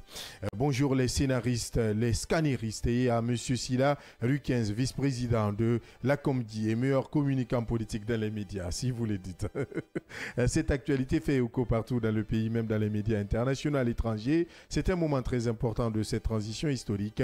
Il faut revoir la loi sur les partis politiques parce que les gens prennent des partis pour les biens privés. Il n'y a pas d'alternance dans ces partis traditionnels et caducs qui ne reflètent pas la réalité et le besoin des populations. En réalité, ils ne fonctionnent pas dû à l'absence de leurs leaders dictateurs, écrit-il, qui sont à la tête depuis des années. Aboubakar Ben depuis Kountia, qui n'est pas tendre ce matin. Abdallah, l'imperturbable communicant du CNRD, du général Mamadi Doumbouya, civilisé, l'enfant prodige de Bouramaya Samaya. Monsieur Silla du 15, Abdallah, une pensée positive à mon grand patron, l'homme fort, honorable Joe Bebeto. J'ai compris pourquoi les partis politiques ne saisissent pas la justice, puisqu'ils ne répondent pas aux normes. Félicitations à Dame Zénab, la directrice nationale. Plus de pitié jusqu'à la fin de la refondation. Abdallah, une pensée positive à monsieur les ministres, mon grand frère Fanasouma, Alphonse Charles White, dame gouverneur de Conakry, général Bala Samoura. Si tu prétends gérer la Guinée, il faut accepter que tu sois contrôlé, puisque le contrôle n'exclut pas la confiance. Tout parti politique qui ne se met pas en règle jusqu'à la date butoir sera radié ou suspendu sur la liste du ministère de l'administration du territoire et de la décentralisation. Abdallah, si tu vois que l'État ne subventionne pas les partis politiques puisqu'ils ne sont pas en règle, il y a des partis politiques en Guinée, même sa propre femme et ses enfants ne voteront pas pour eux, puisqu'ils ne se répondent absolument à rien. En observation, les partis en observation doivent prendre la parole pour savoir s'ils n'ont pas été accusés. Mais hélas, il y a Guinara, l'imperturbable communicant du CNRD du général Mamadi Doumbouya, écrit-il. On enchaîne toujours avec notre ambassadeur Alpha Zidane Diallo depuis Kiroti. Bonjour Abdallah et à l'équipe des chroniqueurs. Bonjour chez moi, Guigui Wed, c'est Damitida là-bas. Le ridicule ne tue pas dans ce pays. Imaginez le CNRD crie au haro et au bodin pour accuser les partis politiques de ne pas être en règle et ne respectant pas des critères établis par le MATD. Dites-moi au nom de quoi et de quelle légitimité ils peuvent se prévaloir pour demander le respect de quelque nature que ce soit, sachant qu'eux-mêmes ne respectent pas leur engagement pris devant le peuple pour le retour à l'ordre constitutionnel en Guinée. En ce qui concerne le cas Kassori, j'ose croire qu'il avait bel et bien dit ici que leur régime avait construit des hôpitaux dignes de ce nom pour le peuple de Guinée, donc inutile de faire des sorties pour demander certes à se soigner de l'extérieur. Autrement dit, ils seront les premiers bénéficiaires de l'existence de ces fameux hôpitaux artificiels qui n'existent que par leur nom. Cherchez raison garder et agissez dans le bon sens. Autant possible, ça y va dans votre intérêt. Alpha Zidane Diallo qui nous laisse cette autre réaction. On enchaîne toujours. Bonjour ma radio, c'est Ndiaye Mohamed Youssouf Cartier, Tomboli Abdallah. Je suis resté hier à la tête pour suivre l'émission Le Scanner, mais sans voir la rediffusion. Et Ndiaye, hier, la rediffusion est passée, hein, je pense, si je ne me trompe. Oui, il a raison. Le temps qu'on a donné, on a dit 20h30, mais seulement que le lundi, mardi, on a Casse la Baraque qui est là. Petite précision. Voilà. Donc vous avez compris, on a une émission Casse la Baraque, lundi, mardi. Culturelle. Donc après cette émission, vous aurez forcément le scanner. Donc je pense que le programme est pris. On va encore plus communiquer du côté de la direction des programmes pour vous faire comprendre un peu ce qui se passe de ce côté. Bonjour l'équipe du scanner, je tire chapeau pour vous ce matin-là pour le travail que vous faites ou pour le travail que vous êtes en train de mener pour la réussite du média. Ça ne peut que vous féliciter. Signé Ibrahima Iso Camara depuis la BPMG en tout cas. Et cet autre, Monsieur Kanté, le banquier de la BPMG qui nous suit à l'instant même. Merci de votre fidélité. Bonjour le scanner de Kavi, c'est Gibril Souma depuis Koyawanki Fon Carrefour. Je pense que notre pays n'a pas besoin de tout cette pléthore, il écrit tout ce pléthore de partis politiques. La seule proposition que j'ai pour ceci, c'est de s'accorder à former deux blocs pour être fort et mieux conquérir le pouvoir. Donzo Sekou, le pneumatique. Bonjour le grand journaliste. Je profite de l'occasion pour saluer mes parents. En tout cas, moi j'aimerais dire à ces politiciens de prendre leurs responsabilités devant l'histoire. Je demande à l'État aussi d'être sincère dans le travail qu'il fait, car chacun doit répondre devant l'histoire un jour.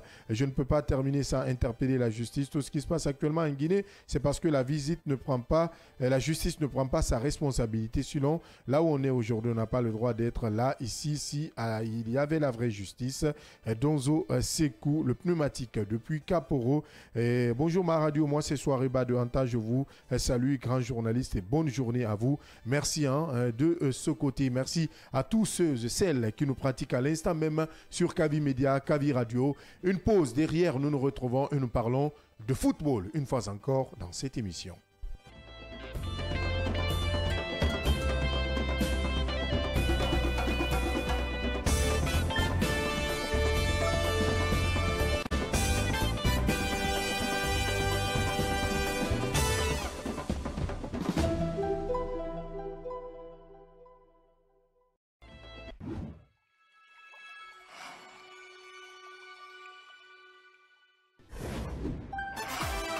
Aujourd'hui, quels sont vos premiers mots à l'endroit des autorités, à l'endroit de ces victimes, à l'endroit de toutes ces personnes qui se sont battues pour au moins ce premier pas, puisqu'il y a d'autres pans de cette affaire que nous allons débattre tout à l'heure.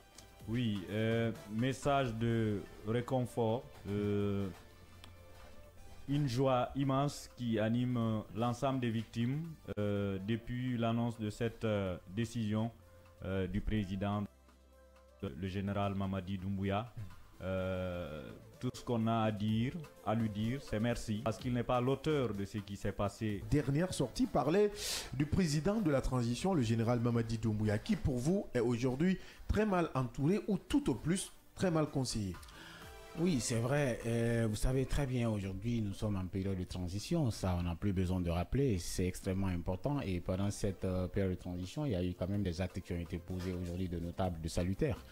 Mais d'un autre côté également, il y a eu quand même quelques bavures dues à, si vous voulez, dues à le fait d'être humain. Parce qu'on sait que tout ce qui est humain, en quelque sorte, a quelques imperfections qu'il faudrait quand même améliorer avec le temps. Et moi, ce qu'il y a lieu de dire, c'était à l'occasion du retour, bien entendu, du président de la République de la Chine. Vous avez vu, on a constaté qu'il y a quand même un accueil chaleureux qui a été réservé au président de la République. Moi, je pense que cet accueil-là, déjà, en soi, n'est pas mauvais. Aujourd'hui, ce qu'on a voulu pour notre pays, c'est quoi? C'est permettre à la Guinée de pouvoir quand même bénéficier de quelque chose, pas seulement de l'intérieur, mais aussi de l'étranger.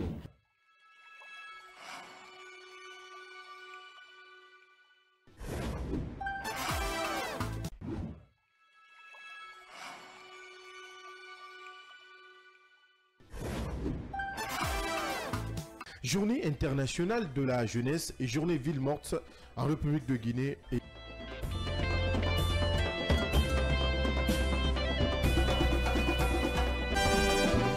Merci de nous retrouver sur l'ensemble synchronisé de nos médias. Merci de nous suivre à la télé. Vous êtes sur le bouquet Star Times, c'est forcément sur le canal 113, canal 779 partout en Afrique. Vous pourrez nous joindre via ce canal. Merci de nous suivre sur le bouquet Canal Plus 249 si vous êtes à l'instant. Merci de votre fidélité. À la radio, vous êtes dans vos véhicules en partance pour le boulot. Au bureau déjà, vous nous écoutez sur la 89.5 en Conakry et environ. La même fréquence vous accompagne du côté de Bokeh, Kindia, Bofa, du côté de Kissidougou également. Vous nous suivez via la 89.5 à l'ABC sur la 96.5 grâce à nos partenaires de Beta FM. Sur notre site d'information, siaminfo.com, sur notre application mobile. Vous pourrez télécharger sur App Store et Play Store, j'y arrive, qu'à taper simplement Kavi Média et vous êtes au cœur de nos différents programmes. Merci de nous suivre sur les réseaux sociaux. Vous êtes sur Meta, vous êtes forcément sur Kavi TV, groupe Kavi Média et Gangan RTV qui relaie en direct cette émission. Dernière partie, dernier sujet à l'ordre du jour, élimination du Sili U17 pour fraude sur l'âge, une couleuvre difficile à avaler pour les autorités guinéennes au cours d'une visite dans les nouveaux locaux du ministère de la Jeunesse et des Sports. Le Premier ministre Amadou Ouliba l'a fait savoir. Le patron du Palais de la Colombe exige des comptes. Baouli demande que les responsabilités soient établies et que les fautifs soient sanctionnés. Le Premier ministre devant le ministre des Sports, son cabinet, plusieurs membres de son département parlent d'une récidive impardonnable de la Guinée qui pousse les autorités à exiger un nettoyage au sein de la Fédération guinéenne de football et à rétablir les responsabilités. Mais comment rétablir les responsabilités dans un cartel? Nous posons la question ce matin, Mohamed Ba, le PM. Abdallah, je suis dans ta tête une fois encore. Le tigre ne crie pas de sa tigritude. Il bondit sur sa proie et la dévore. Désolé d'être violent comme ça à l'antenne, mais je pense que ces mots de sagesse d'imamant de la part du Premier ministre, je pense qu'on doit arrêter cela et passer aux choses sérieuses dans ce pays. Ce n'est pas la première fois qu'on parle de la suspension, ou qu'on parle de fraude sur l'âge, de disqualification de notre pays. Lui-même, il l'a rappelé à cette occasion quand le ministre des Sports s'est rendu visite ou bien qu'il s'est quand il a rendu visite. Ah oui, qu'il s'est déplacé chez le Premier ministre. Il l'a dit que ce n'est pas la première fois. Qu'on arrête de nous dire oui, que parce que y a ça, on va mener des enquêtes. Non. Les gens doivent payer, pour ne pas dire les têtes doivent tomber par rapport à cela. Parce que pendant lui-même, le Premier ministre, il est revenu encore sur un autre point. Que quand on vous sanctionne une fois, je parle de 100 000 $ ici, que vous êtes récidiviste, on va vous sanctionner plus dur parce que vous êtes récidiviste. Cela veut dire encore, on va prendre un autre coup. Un mauvais élève. Un mauvais élève. Donc, la sanction, on ne devrait même pas réfléchir qui a raison, qui a tort. C'est les têtes qui vont tomber d'abord. Après, on essaie de voir qu'est-ce qui s'est passé. Parce que déjà, quand on est récidiviste, il n'y a rien à dire là-dessus. On ne dirait pas, quand ça se passait, Paul n'était pas là, Pierre n'était pas là. Non, c'est une structure, c'est une administration. Il y a des équipes, il y a des personnels qui sont là depuis des années. Pour ne pas depuis des décennies. Ils sont dans le rouage du football. Nous connaissons des anciens qui sont revenus encore, qui ont fait plus de 10 ans, 20 ans au niveau de la fédération, qui sont revenus encore, qui sont là, qui connaissent comment ça fonctionne au niveau de notre football. Et qu'aujourd'hui, qu'on dit juste qu'on essaie de caresser dans le sens des poils pour dire que ben voilà, prenez vos dispositions, il ne faut pas que cela arrive. Donc ça, je pense qu'on a dépassé ce stade. Parce que pendant, je suis sûr encore, 1 an, 2 ans, 3 ans, on ne parlera pas de football de moins de 17 ans dans notre pays. En tout cas, des enfants qui ont l'âge de 16 ans, de ceux qui ont l'âge de 15 ans, 16 ans, 17 ans, aujourd'hui, n'auront pas cette chance, malheureusement. C'est-à-dire, en 2025, non, 2026, non, voire même 2027, 2028, on ne parle pas de match des cadets. Et pendant ce temps, ceux qui ont fait de n'importe quoi au niveau de la Fédération guinéenne de football, au niveau du football guinéen, tout court, ils vont continuer à bénéficier comme on appelle, de ceux qui ont tiré comme profit. S'il y a eu des marchandages, probablement, ils ont tiré profit de cela et personne ne les inquiète. Ils sont tranquillement, ils continuent à gérer et on dit juste, il faut faire le nettoyage. Nettoyage, qui va nettoyer? Les audits, qui va mettre les audits? Ça trouvait encore, c'est les audits à l'interne même au niveau de la fédération, c'est là-bas que ça va se passer. Mais comment on va croire à cela? Je pense que quand on veut vraiment faire de bonnes choses, comme on le dit souvent, on ne peut pas faire des omelettes sans vraiment casser les œufs. Ça, ce n'est pas possible. Je pense que le Premier ministre, quelque part, là, je n'ai pas aimé cette sortie. Pour moi, c'est trop gentil. C'est trop gentil. Il faut taper du poing sur la table. Non, mais il faut taper. Parce que l'hémorragie est là déjà. Ça continue, ça coule. On perd du sang au niveau du football des jeunes. On est en train de perdre du sang. Il faut arrêter l'hémorragie. Comment arrêter l'hémorragie si on ne tape pas sur la table? Les gens continuent à se bomber le torse pour rien. Et on sait maintenant du fait qu'il est passé. Le Premier ministre a dit ça, faites des enquêtes, mais qui d'autre va dire autre chose? Si ce n'est pas Mamadi Doumbouya, personne d'autre. Donc maintenant, tous ceux qui sont en dessous de Mamadi, et comme on appelle, du Premier ministre, c'est fini. Le Premier ministre, le ministre des Sports, il ne va rien dire. Les autres responsables à la base, ils ne vont rien dire parce que le Premier ministre a posé juste un point en disant des enquêtes. Quand est-ce que les enquêtes-là vont commencer? Qui va mener ces enquêtes? Les enquêtes-là vont concerner qui? Pendant combien de temps? Et voilà des points qui sont là. Moi, ça m'écoeure. J'ai mal quand on entend parler des responsables comme ça qui disent voilà, trop imama. Parfois, on aime bien les imams. Mais quand ça arrive à un certain niveau, vraiment de notre football, là, des gens qui ont l'affairisme au pouvoir, au sommet de notre football, il faut essayer de taper sur la table pour qu'on sorte de cette situation. Parce que si on tape même maintenant là, je suis sûr que la FIFA ne va pas dire mot parce qu'on a récidivé, malheureusement pour nous. C'est regrettable qu'on parle de ça comme ça, avec vraiment du cœur, mais c'est normal. Le football guinéen, le football pour le Guinéen, le Sili, quand on parle de Sili, on ne peut pas comprendre. C'est une partie de nous, c'est notre âme. On aime bien cette équipe nationale, que ce soit des cadets, des juniors ou des seniors. On aime bien. Donc tous ceux qui essaieront de nous priver de ce plaisir, vraiment doivent sentir. Bien. Allez, Mohamed Leba, est-ce que vous partagez le même point de vue que l'autre bas? Pas du tout. Pas du tout. Mba qui dédie un autre. Vous connaissez les liens dangereux entre le sport et la politique. Les liens dangereux entre le sport et la politique. Parce que l'ingérence de la politique dans le sport, c'est autre chose. Cela pourrait nous faire encore connaître un autre Connor. On ne le souhaite pas aujourd'hui. Vous savez, les responsabilités sont superposées et très partagées, il faut le rappeler, dans cette situation-là. Parce que c'est le cas, c'est-à-dire des cadets-là, qui nous fait parler encore de ce sujet. Aujourd'hui, il faut le rappeler parce que lors de cette visite du PM dans les nouveaux locaux du ministère de la Jeunesse et des Sports, il y a eu pas mal de choses qu'il a eu quand même à toucher du doigt. Il a parlé aussi de l'accueil des matchs de la Guinée à l'extérieur. Il a parlé aujourd'hui des 2 stades qui ne sont pas encore habilités à recevoir des matchs de la Guinée. Et il a parlé de beaucoup d'autres choses dans ce sens-là. Je crois que c'est en cela il peut, disons, directement parler au ministère, parce que quand il s'agit de la réalisation des infrastructures, cela concerne directement le gouvernement. Mais quand il s'agit des sélections, ça concerne carrément la Fédération guinéenne de football.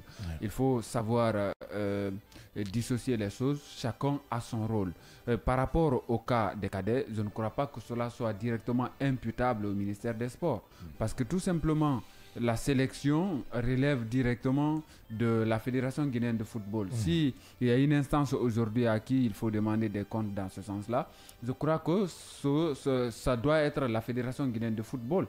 Est-ce que le Premier ministre a ce droit directement de s'adresser à la Fédération? Je crois qu'il faut savoir rappeler cette hiérarchie, aussi ces liens quand même dangereux entre la politique et le sport. Et en connaissant réellement ces liens-là, il faut tout simplement aller doucement pour éviter aussi le pire dans ce sens-là. C'est vrai que les têtes doivent tomber. Nous tous ici voulons quand même qu'il y ait quand même, disons, des personnes, des responsabilités qui soient situées et des personnes sanctionnées à la hauteur de leur forfaiture dans cette situation-là. Mais tout n'est pas à dénoncer dans le cas des cadets, parce qu'il y a eu des révélations récentes par rapport même à 2 jumeaux où l'un, c'est-à-dire lors de ces examens-là, il n'a pas eu de problème et l'autre a eu des problèmes d'âge. C'est difficile, c'est incompréhensible qu'on nous dise réellement 2 personnes sorties du même ventre, disons le même jour, l'un peut être plus âgé que l'autre. C'est incompréhensible. C'est encore une fois l'occasion d'interpeller les autorités aujourd'hui, d'avoir tous ces matériels nécessaires chez nous ici, parce que si on en a ces machines-là de scanner, tout et autres, on ne va pas à se mettre à se transporter à chaque fois. Ça pourrait nous éviter ces différents cas-là. Tout simplement aujourd'hui parce que la Guinée refuse de travailler pour avoir des infrastructures normales pour abriter soit nos matchs que nous sommes en train de recevoir aujourd'hui à l'extérieur. Cela coûte beaucoup de fonds quand même à l'État. Mais si on se plaît dans ça, qu'est-ce qu'il faut encore dire? On va rester dans les discours. C'est là, moi, j'incrimine carrément le gouvernement, notamment le Premier ministre, s'il doit aujourd'hui taper. Ce qui s'est passé. La Guinée est suspendue de cette compétition. Je crois qu'elle est en train de se jouer du côté du Sénégal, ce tournoi-là, qualificatif. Tout ce qu'il faut aujourd'hui, c'est de s'atteler quand même à des questions normales et concernant la réhabilitation de ces 2 stades-là. Je crois que c'est ça aujourd'hui l'actualité. Bien, Yaya Diallo, oui ou non, aujourd'hui le Premier ministre peut avoir en tout cas des résultats dans un cartel? Écoutez, moi j'ai envie de dire que le Premier ministre était dans une promenade. Aller au département du ministère du Sport, soulever un certain nombre de problèmes. Il était de passage. Rappeler, de passage tout simplement. Le Premier ministre était de passage, point barre. Je pense qu'on a écouté les autres. Nous admettons tous qu'il s'agit là du match de la Guinée. C'est ce qui est important. Tout le monde est d'accord qu'au-delà de quelques groupes d'individus tapis dans l'ombre qui essayent à tout bout de champ mettre en avant leurs intérêts à eux au détriment de l'intérêt général. C'est quelque chose qu'il faut combattre et je pense que c'est aujourd'hui l'idée partagée par des patriotes guinéens que nous sommes, que certains, même au niveau de l'appareil étatique, dénoncent aujourd'hui. entre la FEGIFOOT, parce que, à mon avis, au regard d'un certain nombre de choses, tout cela, toute cette responsabilité-là est dévolue à la FEGIFOOT. Les choix, la sélection, un certain nombre de réglages et tout ce qui s'ensuit, c'est au niveau de la FEGIFOOT. Alors, parallèlement, hier, nous débattions ici sur Bouba Sampil, tout ce qui plane sur sa tête en termes d'accusation. Un comité d'éthique a été mis en place pour disons, s'intéresser à son dossier. Je pense que le Premier ministre, puisque c'est l'échelle hiérarchique, ne pourra qu'aller vers le ministre dont on a écouté, qui semble aussi, disons, se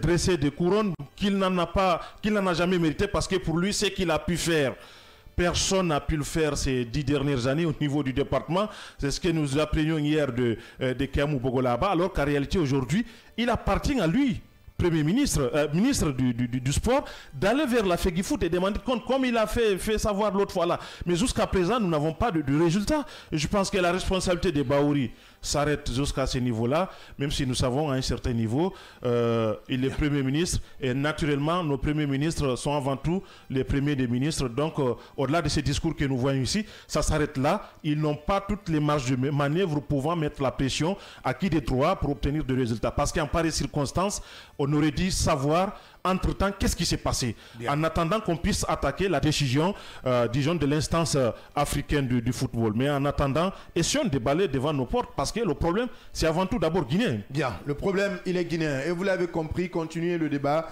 Chez vous, nous, on est obligé de rendre l'antenne, il faut le dire. Merci, Yaya Diallo. Merci, Abdallah. Merci à tous. Merci, Mohamed Leba. De continuer le débat, c'est oui, merci, Abdallah. Merci, Mohamed Ba, le PM. Merci, Abdallah. Merci à tous. Merci à l'équipe technique du jour, à la réalisation. Merci à vous, auditeurs et téléspectateurs, pour votre fidélité. On se reprend demain, même heure, même fréquence, avec la même énergie pour d'autres sujets d'actualité sur le seul et l'unique média de développement en République de Guinée.